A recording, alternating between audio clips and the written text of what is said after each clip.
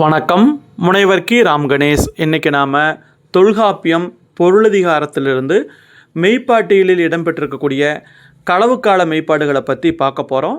இந்த களவுக்குரிய மெய்ப்பாடுகள் மொத்தம் 24.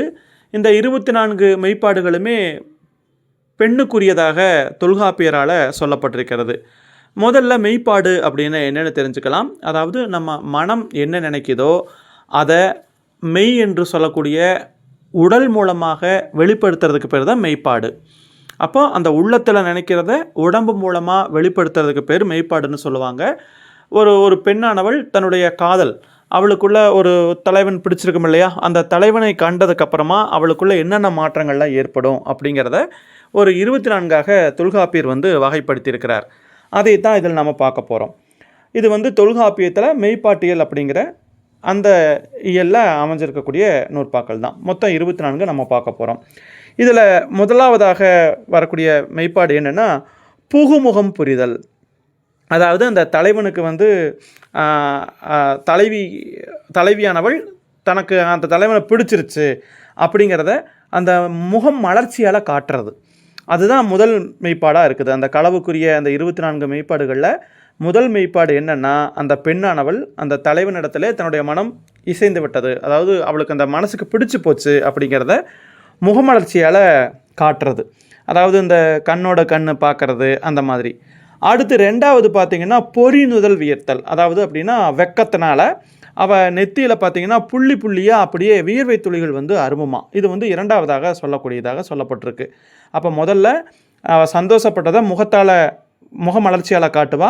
ரெண்டாவது அவன் நெத்தியில் பார்த்திங்கன்னா அப்படியே புள்ளி புள்ளியாக வியர்வை அரும்பும். அடுத்து மூணாவது பார்த்திங்கன்னா நகுநயம் மறைத்தல். நகுநயம்னா சிரிப்பு. அதாவது அந்த அன்பின் வெளிப்பாடாக அவளுக்கு சிரிப்பு வருது, அந்த சிரிப்பை அவள் மறைக்கிறதுக்கு முயற்சி பண்ணுவாள். இது மூணாவது. அதற்கு அடுத்தது நாலாவது என்ன அப்படின்னா சிதைவு பிறர்க்குண்மை. அதாவது இது வரைக்கும் அவர் உறுதியாக இருந்திருப்பாள்ல, நம்ம யாரையும் விரும்பக்கூடாது அப்படிங்கிற மாதிரி. அப்புறம் இப்போ அந்த தலைவனை விரும்பிட்டதன் மூலமாக அவருடைய மனம் இப்போ கொஞ்சம் மாறிடுச்சு இல்லையா, அதை மறைக்கிறதுக்கு முயற்சி பண்ணுறது. அதாவது தன்னுடைய உறுதிப்பாடு செதஞ்சதை, மனத்தின்மை கலங்கி விட்டதை அடுத்தவங்களுக்கு தெரியாத மாதிரி மறைக்கிறதுக்கு முயற்சி பண்ணுவாள். அப்போ இதுதான் என்னென்னா அந்த தலைவன் தலைவி அந்த 2 பேர்த்துக்கும் இடையில் அந்த புணர்ச்சி என்று சொல்லக்கூடிய அந்த இருவரும் ஒன்று சேர்றதுக்கு முன்னாடி வரக்கூடிய மாற்றம். அதாவது புகுமுகம் புரிதல், அதாவது மனம் இசைந்ததை முகம் மலர்ச்சி மேலே காட்டுறது, அப்புறம் அவன் நெத்தியில் வியர்க்கிறது, அந்த சிரிக்கிறத மறைக்கிறது. இப்போ அந்த தலைவன் இவள் வசப்பட்டதை அடுத்தவங்களுக்கு தெரியாத மாதிரி மறைக்க முயற்சி பண்ணுறது, இதையெல்லாம் குறிப்பிட்றாங்க. இதுதான் முதல் 4 நிலைகள்.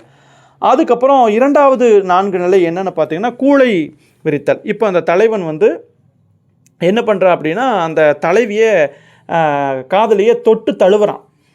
அப்போ என்ன நடக்குது அப்படின்னா கூளை விரித்தல். அதாவது அவளுடைய அடர்ந்த கூந்தல், அந்த கூளைன்னு சொல்லுவாங்க, அப்படியே அவிழ்ந்து விழுகுது. ரெண்டாவது காதொன்று களைதல். அதாவது அவள் காதல துளைகளில் தோடோ இல்லை வேறு ஏதாவது பூ மாதிரி ஏதாவது செருகி வச்சுருப்பா, அந்த திருகாணிகளில் இருக்காது, அது தானாகவே கழண்டு விழுகும் அந்த தலைவன் தொடும்போது. அதற்கப்புறம் ஊழனி தைவரல். அப்போது அந்த தலைவன் தழுவும்போது அவள் ரொம்ப மெலிஞ்சிருவா, இலகிடுவா. அவளுடைய வளையல் மோதிரம் இதெல்லாம் அந்த கலண்டு விழுகிற மாதிரி ஒரு உணர்வு ஏற்படும். நாலாவதாக உடை பெயர்ந்து உடுத்தல். அவளுடைய உடை, அந்த போட்டிருக்கிற அந்த ட்ரெஸ்ஸு அப்படியே கழண்டு போகிற மாதிரி இது பண்ணும்போது அவள் இறுக பிடிச்சிக்குவா. அப்போ இதனாலும் அடுத்த நிலையில் நிகழும். அந்த தலைவன் தொட்டதுக்கப்புறமா அந்த மாதிரி அவளுடைய முடி அவிழ்ந்து விழுகிறது, காதில் போட்டிருக்கிற கம்மல் விழுகிற மாதிரி, அவளுடைய அப்புறம் வளையல் மோதிரமெல்லாம் விழுகிற மாதிரி, அவளுடைய ட்ரெஸ்ஸு கழண்டு விழுகிற மாதிரி, இந்த மாதிரியெல்லாம் வரக்கூடியது 2ஆம் நிலையில் நடக்கக்கூடியதாக சொல்கிறாங்க. அதற்கு அடுத்தபடியாக 3ஆம் நிலையில் என்ன நடக்கும் அப்படின்னு சொன்னீங்கன்னா அல்குல் தைவரல். அதாவது இந்த பெண் என்ன பண்ணான்னா தன்னுடைய வயிற்றுக்கு கீழே உள்ள பகுதியை மறைக்கிறதுக்கு முயற்சி பண்ணுறது. அதுக்கப்புறம் அணிந்தவை திருத்தல். அதாவது இடுப்பில் கழுத்தில் அணிந்திருக்கக்கூடிய அந்த ஆபரணங்களை அப்படி திருத்துற மாதிரி கவனத்தை வேறு பக்கம் திருப்பிக்கிறது. அதுக்கப்புறம் பார்த்திங்கன்னா வலியுறுத்தல். அதாவது மனசு இசைந்தும் அவங்ககிட்ட பிடிக்காத மாதிரி தடுக்கிறதுக்கு முயற்சி பண்ணுறது. அதுக்கப்புறம் இரு கையும் எடுத்தல். தன்னை இழந்து அந்த இரு கைகளையும் எடுத்துகிட்டு அந்த தலைவனோட அவள் ஒத்து போடுறது, இந்த மாதிரியெல்லாம் நடக்கிறது. அப்போ இதோட அவங்களுக்குள்ள அந்த புணர்ச்சி என்று சொல்லக்கூடிய அந்த 2 பேர்த்துக்குள்ள ஒரு உறவு ஏற்பட்டு விடுது. அதுக்கு அடுத்து என்ன நடக்கும் அப்படின்னு பார்த்தீங்கன்னா பாராட்டு எடுத்து நடக்கும். அப்போது தலைவி தலைவனை பெருமைப்பட எண்ணுவா. அதுக்கப்புறம் மடம் தப உரைத்தல், இது வரைக்கும் அடக்கமாக பேசாமல் இருந்தவ இப்போது தலைவன்கிட்ட சிலவற்றை பேச ஆரம்பிப்பா. அதற்கப்புறம் ஈரமேல் கூற்றம் ஏற்றல நாடல், அதாவது என்ன சொல்கிறாங்க அப்படின்னா, அந்த ஊருக்குள்ளே இருக்கிறவங்க அந்த இவங்க தலைவனையும் தலைவியும் பற்றி கொஞ்சம் கொஞ்சம் கூட மனசில் ஈரம் இல்லாமல் பேசுவாங்க இல்லையா, அந்த பழிப்பேச்சுக்களை எல்லாம் கேட்டு வருத்தப்படுறது. அதுக்கு அடுத்தது கொடுப்பவை கோடல். அதை கொடுப்பவை கோடலாம் தலைவன் அவளுக்கு ஏதாவது கிஃப்ட் மாதிரி மாலைகள், இந்த பூ மாலை, அந்த பூ அதை தலையில் வச்சுக்கிறதுக்கு இந்த மாதிரி கொடுப்பான்.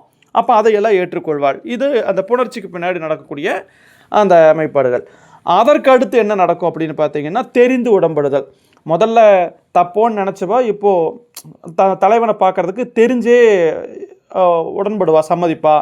அதற்கப்புறம் திளைப்பு வினை மறுத்தல் அப்படின்னு என்ன எடுத்தோன்னா, அந்த முதல்ல ஒரு காலத்தில் தோழியோடவே ஆடிப்பாடி அப்படி இருக்கிறத சந்தோஷமாக தோழியோட மகிழ்ச்சியாக இருந்தவா இன்றைக்கி அதையெல்லாம் வெறுக்க ஆரம்பிச்சிட்றா. ஏன்னா இப்போ தான் தலையை வந்துட்டானே அதனால். அதுக்கப்புறம் கறந்திடத்து ஒழிதல், அதாவது மறைவான இடம் தேடி தனியாகவே இருக்க முயற்சி பண்ணுவாள். அதுக்கு அடுத்தது பார்த்திங்கன்னா கண்டவழி உவத்தல், தலைவனை பார்த்த உடனே அவளுக்கு மகிழ்ச்சி வந்து கரை கடந்து போகுமா.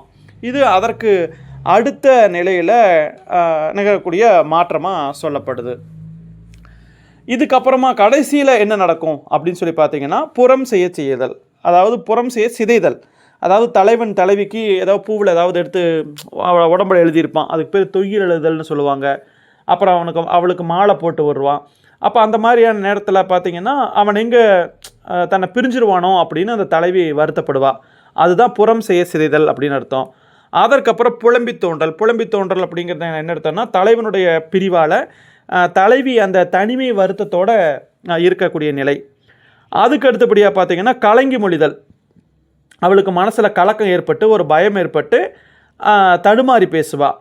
அதற்கப்புறம் கடைசியாக பார்த்திங்கன்னா கையற உரைத்தல், நீ தான் என்னை கல்யாணம் பண்ணிக்கணும், எனக்கு யாருமே இல்லை, அவளுக்கு ஒரு செயலற்ற நிலை, அதாவது இனி திருமணம் நடக்கணுமே அப்படிங்கிற அந்த நிலையை வாய் விட்டு சொல்லுவாள்.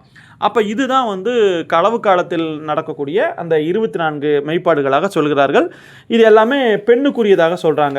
அப்போ இதை நம்ம எப்படி பிரித்து பார்த்துருக்கோன்னா, அந்த தலைவன் அந்த முதல்ல பார்த்திங்கன்னா அந்த தலைவனோட இணையறதுக்கு முன்னாடி பார்த்து அந்த சிரிக்கிறது, மகிழ்ச்சியை காட்ட மறைக்கிறது, அந்த வியர்க்கிறது, அடுத்தவங்களுக்கு அந்த காதல் தெரியாமல் பார்த்துக்கிறதுலாம் முதல் ஸ்டேஜாக சொல்லலாம். ரெண்டாவது பார்த்திங்கன்னா அந்த தலைவன் தொட்ட உடனே அவளுடைய முடி களையிறது, காதல் இருக்கிறதெல்லாம் கழண்டு விழுகிறது, அவள் உடையெல்லாம் சரிப்படுத்திக்கிறது. மூணாவது நிலையில் பார்த்திங்கன்னா அவள் தலைவனோட உடன்படுறது. நாலாவது நிலையில் அந்த தலைவனை பெருமையாக நினச்சிக்கிறது, அந்த மாதிரியான நிலை. அஞ்சாவது நிலையில் அந்த தலைவனை ஏற்றுக்கொண்ட நிலை. ஆறாவது நிலையில் தலைவன் பிரிஞ்சிருவானோ அப்படின்னு பயப்படக்கூடிய நிலை. இனி அடுத்து திருமணம் நடக்க வேண்டுமே நிலை. இந்த மாதிரி 6 பிரிவில் பார்த்திங்கன்னா 6 நாள் 24 மெய்ப்பாடுகள் வந்து அந்த களவுக்குரிய மெய்ப்பாடுகளாக தொல்காப்பியத்தில் சொல்லப்பட்டிருக்கின்றது. மிக்க நன்றி. மீண்டும் நாம் இன்னொரு பதிவில் சந்திக்கலாம். வேறு ஏதாவது சந்தேகங்கள் இருந்துச்சு, விளக்கங்கள் தேவை அப்படின்னா நீங்கள் குறிப்பிடுங்க. நன்றி.